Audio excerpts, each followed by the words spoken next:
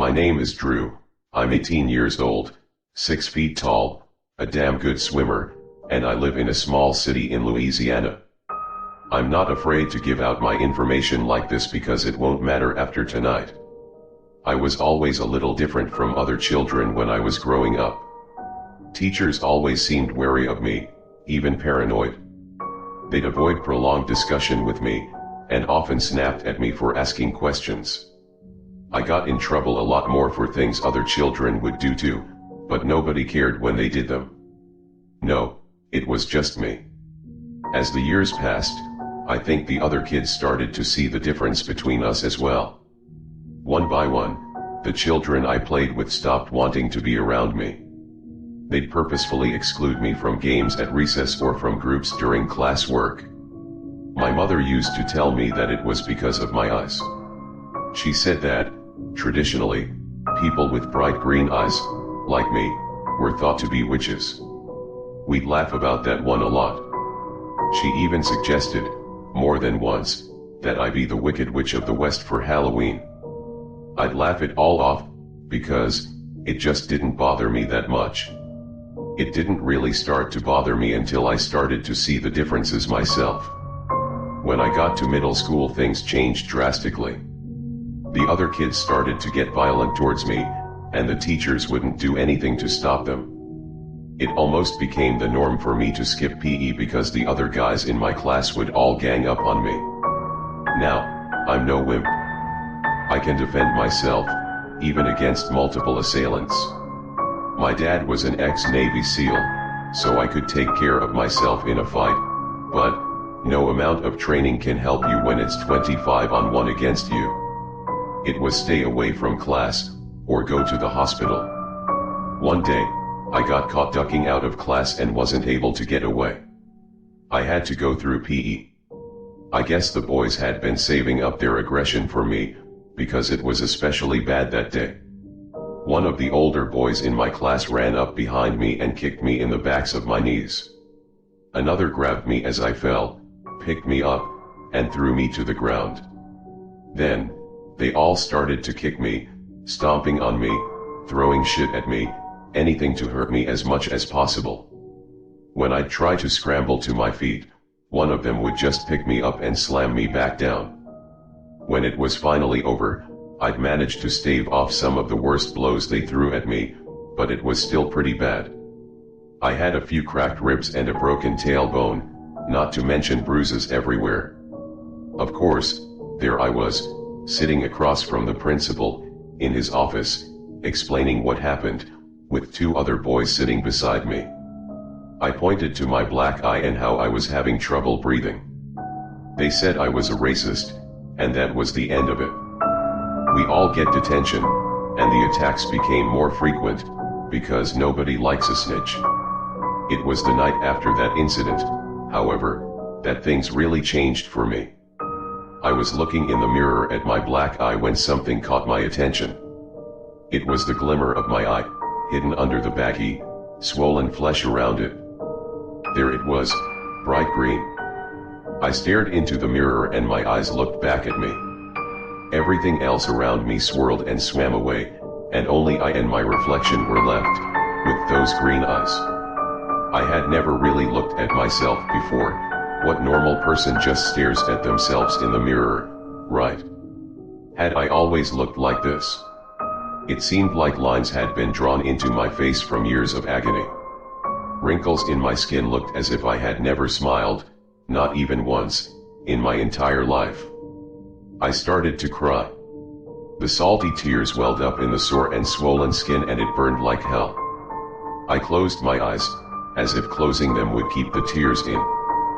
Then I heard it. I heard someone call my name. They just said it. Drew, I looked up, but I was alone. I swore that someone standing right next to me had said my name. I had heard it so clearly. Here, Drew. I heard it again. I looked into the mirror, but all I saw was my own reflection. I looked into my eyes again. There. The voice, I realized, was my own. Why are you crying? Was I talking to myself, or was this all in my head? I couldn't tell, because all I could see was those two green eyes in the mirror. Tunnel vision, I think they call it. They did this to you. You never hurt any of them, never deserved any of this. It was true. I had thought this many times, but what was the point of such thoughts? I couldn't change anything at this point. I'd just have to wait it out, right? No, you're better than them.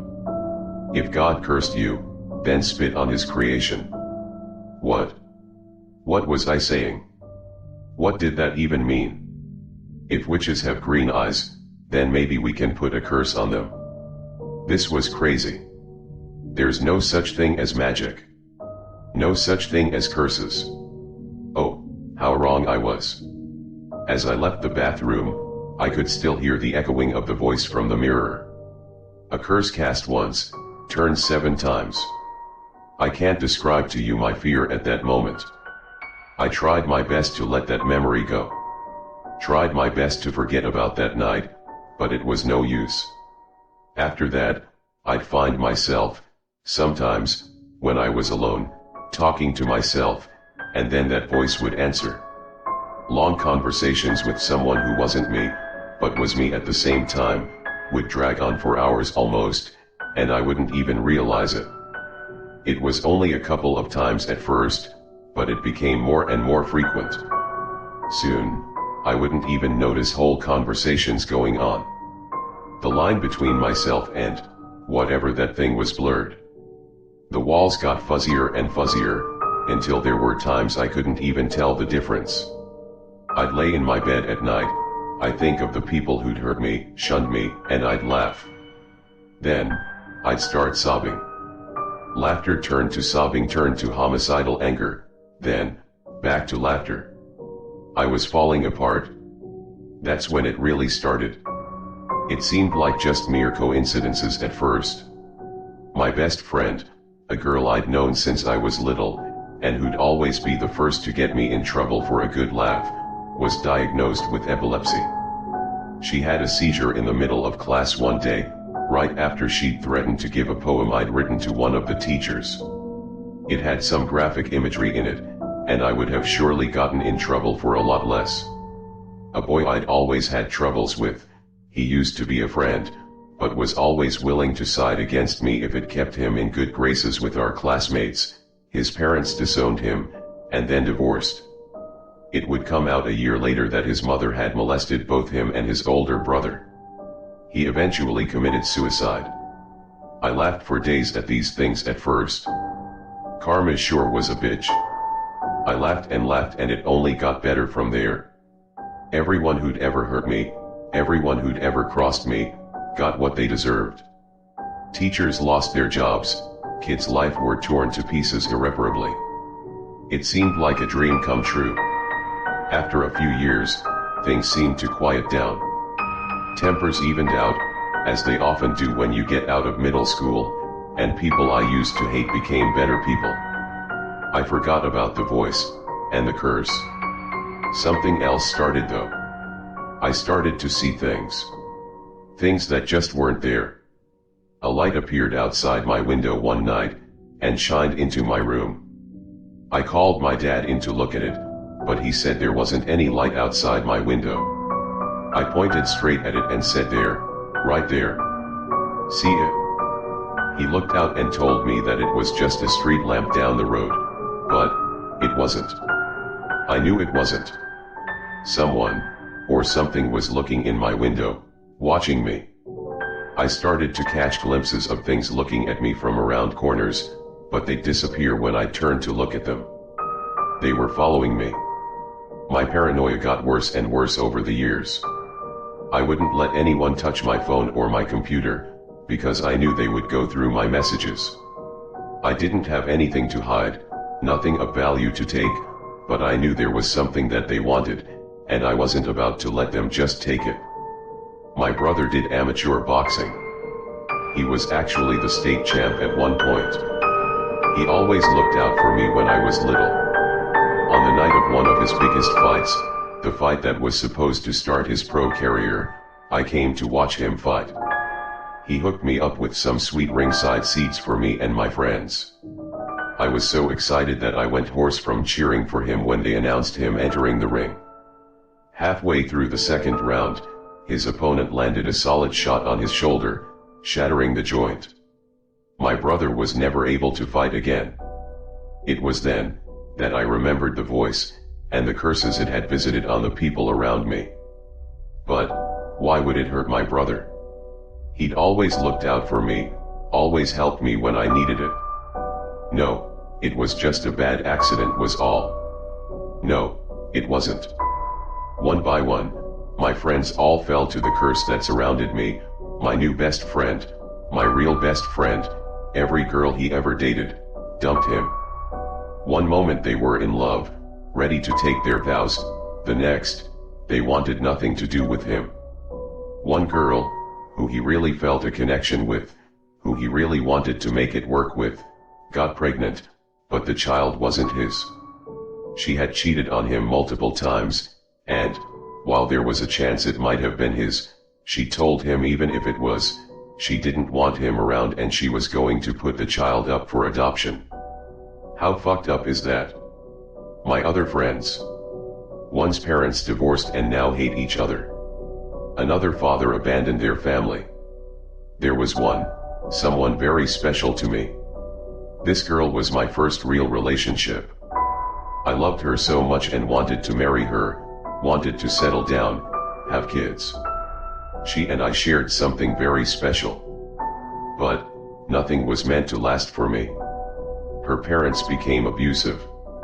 They'd get roaring drunk, and her father would come smashing into her room, tearing the whole place to pieces, screaming about what a worthless slut she was and how she wasn't even fit to be called human. Her mother would yell at her about her grades if they dropped below an A. She would call me at night, sobbing until she couldn't even speak anymore. I did all I could for her, but I guess it wasn't enough. After our high school graduation, she committed suicide. She slit her wrists one night as she laid in the bathtub and bled to death.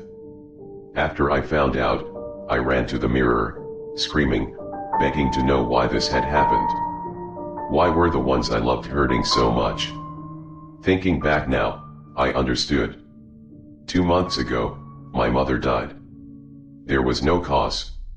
The doctors were baffled, but I know. It was slow. For 3 long months, I watched as she wasted away in a hospital bed. Her skin turned yellow and death crept its spidery hands up her arms and legs like black vines. That was 6. A curse cast once, turned 7 times. Just one more left, one more life has to end because of my curse.